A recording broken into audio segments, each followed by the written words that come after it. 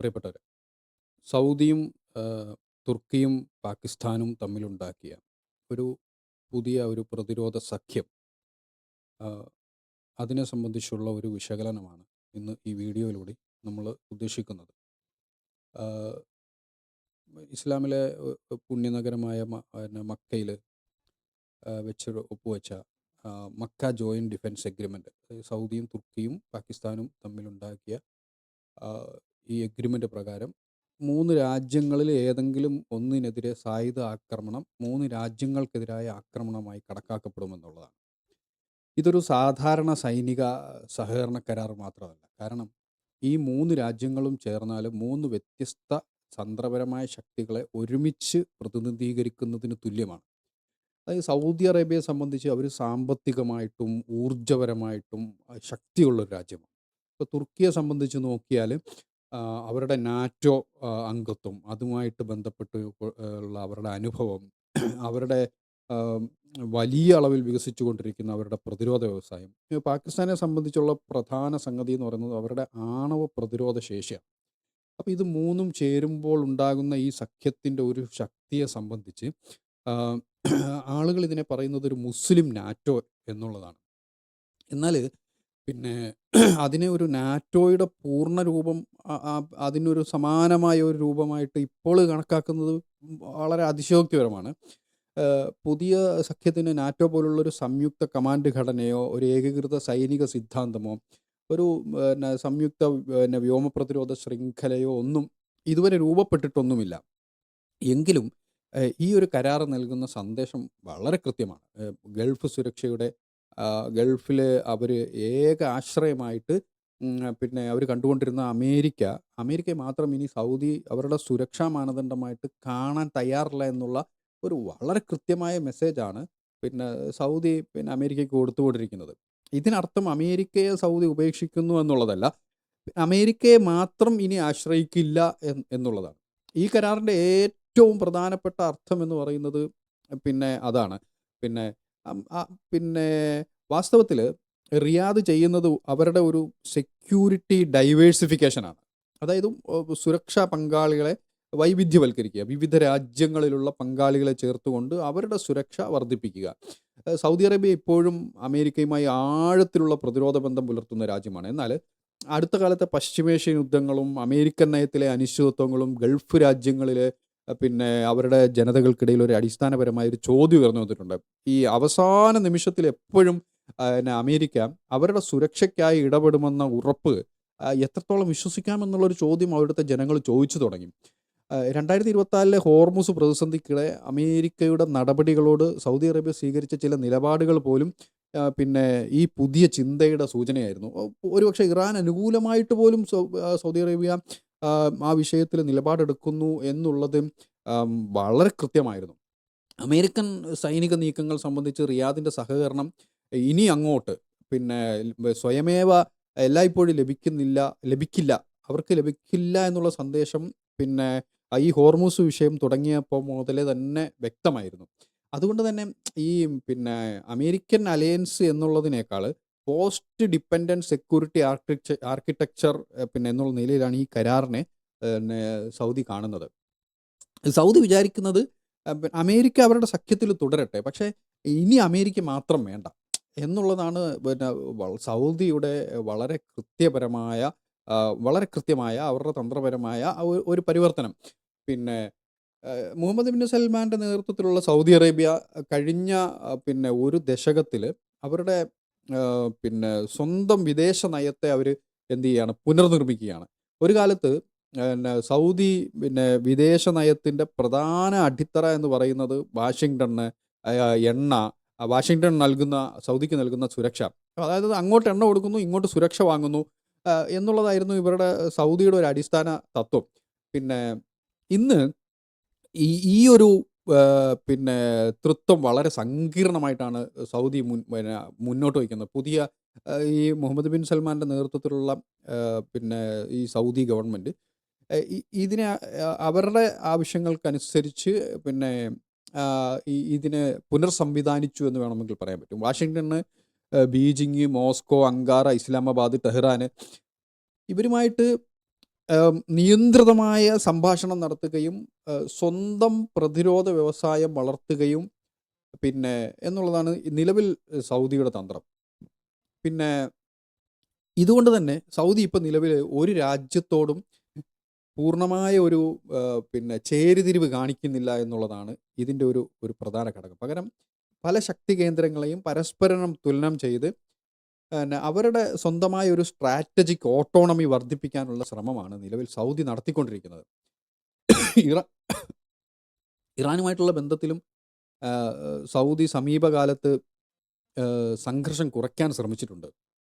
അതുകൊണ്ട് തന്നെ ഈ മക്ക കരാറിനെ ഇറാനെതിരായിട്ട് നേരിട്ടുള്ള ഒരു പിന്നെ സൈനിക സഖ്യം എന്ന് പലരും വിശേഷിപ്പിക്കുന്നുണ്ടെങ്കിലും പിന്നെ അത് ആ കരാറിൽ ഉൾപ്പെട്ട രാജ്യങ്ങളുടെ ഔദ്യോഗിക നിലപാടുമായിട്ട് പോലും യോജിക്കുന്നില്ല. കാരണം പാകിസ്ഥാനും തുർക്കിയുമായിട്ട് ഇറാന് വളരെ ആഴത്തിലുള്ള സൈനിക സാമ്പത്തിക സഹകരണ ബന്ധമാണുള്ളത്.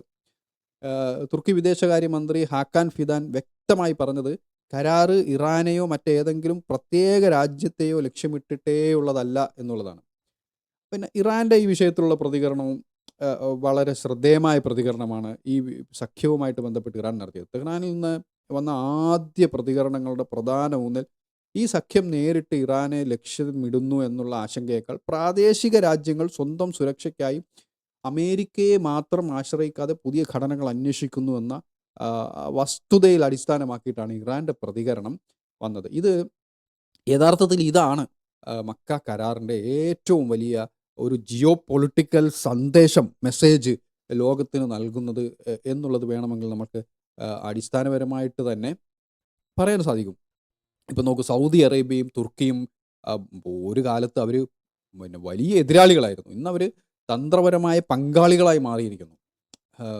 പിന്നെ സൗദിയും തുർക്കിയും തമ്മിലുള്ള ബന്ധം ചരിത്രപരമായിട്ട് തന്നെ നോക്കിയാൽ ഒരു നേർരേഖയിൽ പോകുന്നൊരു സാധനമൊന്നുമല്ല. അറബ് വസന്തത്തിന് ശേഷം തുർക്കി മേഖലയിൽ പിന്നെ അവർ തുർക്കി ഈ പിന്നെ എന്ത് ചെയ്യുന്നുണ്ട്, ഈ മേഖലയിൽ വളരെ ശക്തമായ സ്വാധീനം സ്ഥാപിക്കാൻ ശ്രമിച്ചു വരികയാണ്.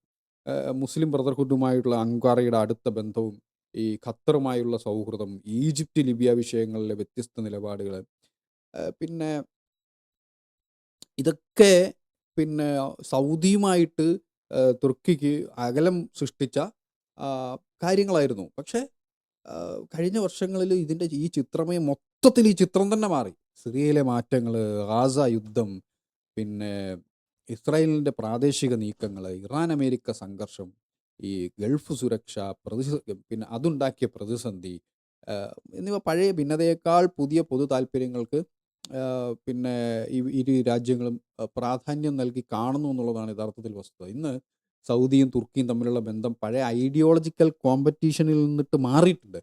അത് ഒരു പ്രാഗ്മാറ്റിക് സ്ട്രാറ്റജിക് അക്കോമഡേഷൻ പിന്നെ എന്നൊരു ഘട്ടത്തിലേക്ക് പിന്നെ അത് മാറിക്കഴിഞ്ഞിരിക്കുന്നു.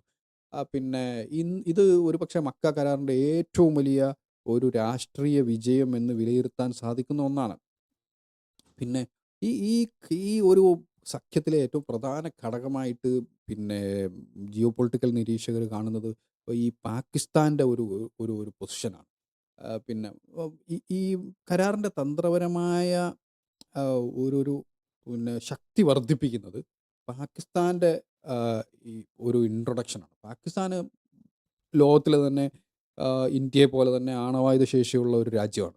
അതുകൊണ്ട് തന്നെ സൗദിക്ക് ഈ ഒരു പാകിസ്ഥാനുമായിട്ടുള്ള പ്രതിരോധ ബന്ധം ഒരു സാധാരണ സൈനിക പങ്കാളിത്തമല്ല. സൗദി ഇപ്പോൾ പാകിസ്ഥാൻ അങ്ങോട്ട് നൽകുന്നത് സാമ്പത്തികം, പിന്നെ അതുപോലെ പിന്നെ പെട്രോൾ പോലുള്ള ഊർജ്ജ വിഭവങ്ങൾ, പിന്നെ അതുപോലെ പാകിസ്ഥാന് കൃത്യമായി നൽകുന്ന നയതന്ത്ര സ്വാധീനവും പിന്നെ ഭൗമരാഷ്ട്ര സ്ഥാനവും. പിന്നെ പാകിസ്ഥാൻ എന്താണ് സൗദിക്ക് തിരിച്ചു നൽകുന്നത്? അവരുടെ സൈനിക ശേഷി വിനിയോഗിക്കാൻ ആവശ്യമായ സംഗതികൾ പാകിസ്ഥാൻ സൗദിക്ക് നൽകിക്കൊണ്ടിരിക്കുന്നുണ്ട്. അതുപോലെ ആണവ പ്രതിരോധ ശേഷിയിൽ സൗദിക്ക് നൽകുന്ന ഉറപ്പ്, പിന്നെ അതുപോലെ സൈനികരെ നൽകുന്നത്, സൗദിയുടെ വിവിധ ആവശ്യങ്ങൾക്കായിട്ട് പാകിസ്ഥാൻ്റെ സൈനിക വിഭവശേഷി ഉപയോഗിക്കുന്നത്, പിന്നെ ദീർഘകാലമായിട്ട് പിന്നെ സൗദിയുടെ ഒരു സുരക്ഷാ ബന്ധം പാകിസ്ഥാനുമായിട്ടുണ്ട്. പിന്നെ തുർക്കി ഇപ്പോൾ സൗദിക്ക് നൽകുന്നത് എന്തൊക്കെയാണ്? അവരുടെ നാറ്റോയിലുള്ള അവരുടെ ഒരു അനുഭവ സമ്പത്ത്. പിന്നെ അതുപോലെ തുർക്കി ഇപ്പോൾ നിലവിൽ വികസിപ്പിച്ച ആം, ലോകത്തെ തന്നെ ഏറ്റവും വലിയ ഒരു ശക്തമായ ഒരു ഡ്രോൺ സാങ്കേതികവിദ്യയിലൊന്നായ അവരുടെ തുർക്കിയുടെ ഒരു ഡ്രോൺ സാങ്കേതികവിദ്യ, അതുപോലെ പ്രതിരോധ വ്യവസായ ശേഷി, അതുപോലെ നാവിക വ്യോമ പിന്നെ കരസേനാ ശേഷി. തുർക്കി നാറ്റോയിലെ ഏറ്റവും വലിയ രണ്ടാമത്തെ രാജ്യമാണ് ശക്തിയുള്ള. അതുപോലെ അവരുടെ പ്രാദേശികമായ സൈനിക പരിചയങ്ങൾ. ഇങ്ങനെ 3 രാജ്യങ്ങളും ചേർന്നാൽ പരസ്പര പൂരകമായ ഒരു ശക്തി സമവാക്യം രൂപപ്പെടുമെന്നുള്ള കാര്യത്തിൽ തർക്കമൊന്നുമില്ല. എന്നാൽ ഇവിടെ നമ്മൾ ജിയോ പൊളിറ്റിക്കൽ നിരീക്ഷകർ കാണുന്ന ഒരു പരിമിതിയുണ്ട്. അതായത് ഈ പാകിസ്ഥാൻ്റെ ആണവായുധം പിന്നെ സൗദിയുടെ ഒരു ആണവ സംരക്ഷണ വലയമായിട്ട് സ്വയം മാറും എന്നൊന്നും പിന്നെ ശരിക്കും ഇപ്പം നിലവിലെ സാഹചര്യത്തിൽ കരുതാനാവില്ല. ഒരു സഖ്യകരാറിൻ്റെ യഥാർത്ഥ ശക്തി അതിൻ്റെ വാചകങ്ങളിലൊന്നുമല്ല. പക്ഷെ പ്രതിസന്ധി ഉണ്ടായാൽ ഓരോ രാജ്യവും എത്രത്തോളം സൈനികമായി ഇടപെടാൻ തയ്യാറാകും എന്നുള്ളിടത്താണ് യഥാർത്ഥത്തിൽ ഇതിൻ്റെ ഒരു പ്രധാന ഘടകം ഇരിക്കുന്നത്. പിന്നെ ആക്രമണം ഒരാളിൽ, ആക്രമണം എല്ലാവരിലും, പിന്നെ ഈ ഒരു വിഷയം, അതായത് ഒരാളെ ആക്രമിച്ചാൽ മറ്റ് എല്ലാവരും ഇടപെടും എന്നുള്ള ഒരു സാഹചര്യം, ഇതാണ് ഏറ്റവും കൂടുതൽ ചർച്ച ചെയ്യുന്ന ഒരു ഭാഗം മക്ക കരാറിലെ. പിന്നെ ഒരംഗത്തിനെതിരായ ആക്രമണം എല്ലാവർക്കുമെതിരായ ഒരു ആക്രമണമായി കണക്കാക്കും എന്നുള്ള ഒരു സംഗതി. ഇത് നാറ്റോയുടെ ഒരു സഖ്യകരാറിൻ്റെ ഓർമ്മിപ്പിക്കുന്ന ഒരു സംഗതിയാണ്. നാറ്റോയ്ക്ക് പതിറ്റാണ്ടുകളായി വികസിപ്പിച്ചെടുത്ത സംയുക്ത കമാൻഡ് സംഘങ്ങളും പിന്നെ മറ്റുമുണ്ട്. പിന്നെ ഇതിൻ്റെ മക്ക സഖ്യം പിന്നെ രൂപപ്പെട്ട് വരുന്നതേ ഉള്ളൂ. നേരത്തെ പറഞ്ഞതുപോലെ ഇതിൻ്റെ ഒരു രൂപഘടന എന്തായിരിക്കും എന്നുള്ളതിനെ പറ്റിയൊന്നും ആർക്കും ഐഡിയ ഇല്ല. പിന്നെ പക്ഷേ ഇത് നൽകുന്ന വളരെ കൃത്യമായൊരു സന്ദേശമുണ്ട്. ഞങ്ങളെ ഒറ്റപ്പെടുത്തി ഇറാനാകട്ടെ, ഇസ്രായേലാകട്ടെ, അമേരിക്കയാകട്ടെ, ഞങ്ങളെ ഒറ്റപ്പെടുത്തി ആക്രമിക്കാൻ ഞങ്ങൾ അനുവദിക്കില്ല എന്നുള്ളതാണ് ഇത് നൽകുന്ന ഒരു പ്രധാനപ്പെട്ട ഒരു സന്ദേശം. യഥാർത്ഥത്തിൽ പിന്നെ ഈ ഗാസ വംശഹത്യയും ഇസ്രായേലിൻ്റെ ഒരു നിലപാടുകളുമൊക്കെ ഇതിൻ്റെ ഒരു വേഗവും ഇതിൻ്റെ ഒരു ശക്തിയും വർദ്ധിപ്പിച്ചിട്ടുണ്ട് എന്ന് വേണം മനസ്സിലാക്കാൻ. ഒരു പക്ഷേ ഇറാനും ചൈനയുമൊക്കെ ഈ സഖ്യത്തിലേക്ക് ഹിഡൻ പാർട്ട്നേഴ്സായോ അല്ലെങ്കിൽ പ്രത്യക്ഷത്തിലോ ഒക്കെ പിന്നെ ചേരാനുള്ള ഒരു സാധ്യത മുന്നിൽ എല്ലാവരും മുന്നിൽ കാണുന്നുണ്ട്. ലോകരാഷ്ട്രീയം നിരീക്ഷിക്കുന്ന എല്ലാവരും ഈ ഒരു സാധ്യത മുന്നിൽ കാണുന്നുണ്ട്. പിന്നെ ഒരു വശത്ത് പിന്നെ തുർക്കി, പാകിസ്ഥാൻ, സൗദി, മോസ്കോ, ബീജിങ് ഇങ്ങനെയുള്ള ഒരു സഖ്യം വരികയും മറുവശത്ത് ഇപ്പോൾ ഇസ്രായേൽ ശ്രമിച്ചുകൊണ്ടിരിക്കുന്നത് ഇന്ത്യ, UAE, ഗ്രീസ്, സൈപ്രസ് പോലെയുള്ള രാജ്യങ്ങളെ യോജിപ്പിച്ചുകൊണ്ട് മറ്റൊരു സാമ്പത്തിക പ്രതിരോധ സഹകരണ സഖ്യം ഉണ്ടാക്കാനുള്ളതാണ്. അപ്പം ലോകരാഷ്ട്രീയത്തിൻ്റെ വ്യവസ്ഥിതി തന്നെ മാറുകയാണ്. ബൈലാറ്ററൽ, ട്രൈലാറ്ററൽ, മൾട്ടിലാറ്ററൽ ബന്ധങ്ങൾ, ഇങ്ങനെ പുതിയ ബന്ധങ്ങൾ ഉണ്ടായിക്കൊണ്ടിരിക്കുകയാണ്. ലോകരാഷ്ട്രീയത്തിൻ്റെ ഒരു ഘടന തന്നെ മാറുകയാണ്. ഒരു പക്ഷേ പിന്നെ ഹമാസിൻ്റെ പിന്നെ ഗാസ യുദ്ധവുമായിട്ട് ഒക്ടോബർ 7 നിന്നിട്ടും ഇങ്ങോട്ട് തുടങ്ങി ഈ ഒരു സംവിധാനത്തിലേക്ക് എത്തുന്നു. ലോകരാഷ്ട്രീയം തന്നെ അതിൽ നിന്ന് ഒക്ടോബർ 7, 2023 നിന്ന് മാറുന്നു എന്ന് വേണം മനസ്സിലാക്കാൻ. എബ്രഹാം അക്കോർഡ് ഒക്കെ ലോകം മറന്നു കഴിഞ്ഞിരിക്കുന്നു. പുതിയ സഖ്യങ്ങൾ രൂപീകരിക്കുന്നതിലും പുതിയ രാഷ്ട്രീയ സമവാക്യങ്ങൾ രൂപപ്പെടുത്തുന്നതിലുമൊക്കെയാണ് എല്ലാവരും ശ്രദ്ധിച്ചുകൊണ്ടിരിക്കുന്നത്. പിന്നെ ഇങ്ങനെ ഒരു ഭാഗത്ത് ഇസ്രായേലും മറുഭാഗത്ത് ഇറാനും മറുഭാഗത്ത് സൗദി സഖ്യങ്ങളും തുർക്കി സഖ്യങ്ങളുമൊക്കെ വരുമ്പോൾ ഈ പഴയ കാലത്ത് അമേരിക്കയും റഷ്യയും പശ്ചിമേഷ്യയിൽ കളിച്ച ഒരു രാഷ്ട്രീയത്തിൻ്റെ ഒരു മൾട്ടി അലൈൻമെൻറ്റ് കോമ്പറ്റീഷനായിട്ട് ഈ ഇത്തരം സഖ്യങ്ങൾ മാറുമോ എന്നുള്ള കാര്യവും വളരെ കൗതുകത്തോടു കൂടി പിന്നെ ലോകം വീക്ഷിച്ചുകൊണ്ട് ഇരിക്കുന്ന ഒരു സംഗതിയാണ്. പിന്നെ തുർക്കിയും പാകിസ്ഥാനും ശക്തമായ പ്രതിരോധ ബന്ധം പുലർത്തുന്ന 2 രാജ്യങ്ങളാണ്. അപ്പം സൗദി അതിൻ്റെ സാമ്പത്തിക സൈനിക ശേഷിയും കൂടി ഇതിൽ വിനിയോഗിക്കുമ്പോൾ സൗദിയുടെ സാമ്പത്തിക ശേഷി, പാകിസ്ഥാൻ്റെ ആണവശേഷി, തുർക്കിയുടെ സൈനിക ശേഷി, ഇതെല്ലാം കൂടി ചേർന്ന് വരുമ്പോൾ വളരെ ശക്തമായ ഒരു സഖ്യമായിട്ട് ഇത് മാറാനുള്ള എല്ലാ സാധ്യതയുണ്ട്. പിന്നെ പക്ഷേ ഇവിടെ ഇന്ത്യയുടെ ഒരു പൊസിഷനിങ് വളരെ പ്രധാനമാണ്. കാരണം ഇന്ത്യയുടെ ഒരു വിദേശകാര്യ നയം പുതുക്കി രൂപപ്പെടുത്തേണ്ട ഒരു സാഹചര്യത്തിലാണുള്ളത്. ഒരുപക്ഷെ ഇന്ത്യ സൗദി അറേബ്യയുമായിട്ട് കഴിഞ്ഞ കുറേ വർഷങ്ങളായിട്ട് തുടർന്നു വരുന്ന അതിൻ്റെ സാമ്പത്തിക, ഊർജ നിക്ഷേപ, അടിസ്ഥാന സൗകര്യ അത്തരത്തിലുള്ള എല്ലാ ഘടകങ്ങളിലും മേഖലകളിലും ഇന്ത്യയും സൗദിയും ശക്തമായ ഒരു പിന്നെ എന്താണ് സഹകരണ അടിസ്ഥാനത്തിലാണ് പോയിക്കൊണ്ടിരിക്കുന്നത്. അതുകൊണ്ട് തന്നെ ഈ റിയാദും സൗദിയും തമ്മിലുള്ള റിയാദും പാകിസ്ഥാനും തമ്മിലുള്ള പിന്നെ അല്ലെങ്കിൽ സൗദിയും പാകിസ്ഥാനും തമ്മിലുള്ള ഈ സുരക്ഷാ ബന്ധം ഇന്ത്യക്കെതിരായ ഒരു സഖ്യമായിട്ട് മാറുന്നു എന്നുള്ള ഒരു അത്തരത്തിലുള്ള ഒരു വായന ശരിക്കും നോക്കിയാൽ സൗദിയുടെ ഒരു വിശാലമായ താല്പര്യം എടുത്തു വെച്ച് നോക്കുമ്പോൾ നമുക്ക് അതിനെ നമുക്ക് അംഗീകരിക്കാൻ സാധിക്കത്തില്ല. അതുമായിട്ട് നമുക്ക് പൊരുത്തപ്പെടാൻ സാധിക്കത്തില്ല. അപ്പോൾ തുർക്കിയും അങ്ങനെ തന്നെയാണ്, ഇറാനും അങ്ങനെ തന്നെയാണ്. ഇന്ത്യയുമായിട്ട് ഇവർക്കെല്ലാം ചരിത്രപരമായ ബന്ധമാണ്. അപ്പോൾ ഇന്ത്യക്ക് പിന്നെ ഇന്ത്യയെ ശരിക്കും ആരും ഭയപ്പെടുന്നു എന്ന് പറയാൻ സാധിക്കില്ല. പക്ഷേ ഇന്ത്യയെ അവഗണിക്കാൻ ആർക്കും സാധിക്കത്തില്ല. അപ്പോൾ അങ്ങനെ ഇന്ത്യയെ സംബന്ധിച്ച് ഇന്ത്യ ഇതെല്ലാം നോക്കി ഇതിനെ വളരെ കൃത്യമായൊരു വിദേശകാര്യ നയം പുതുക്കി രൂപപ്പെടുത്തി വളരെ കൃത്യമായി ഇത്തരം സഖ്യങ്ങളെ നിരീക്ഷിച്ച് ഇന്ത്യ ഇപ്പോൾ ഇസ്രയേലിനോട് ചേർന്ന് പോകുന്ന ഒരു സംഗതിയിൽ നിന്നും മാറി പഴയ ഒരു ചേരുചേരാ നയം രൂപീകരിച്ചുകൊണ്ട് ഇന്ത്യ ഒരു സ്വയം പര്യാപ്ത ശക്തിയായി, വിദേശകാര്യ ശക്തിയായി മാറുന്ന ഒരു ഘടകത്തിലേക്ക് മാറേണ്ട ഒരു സാഹചര്യം യഥാർത്ഥത്തിൽ ഉണ്ട്.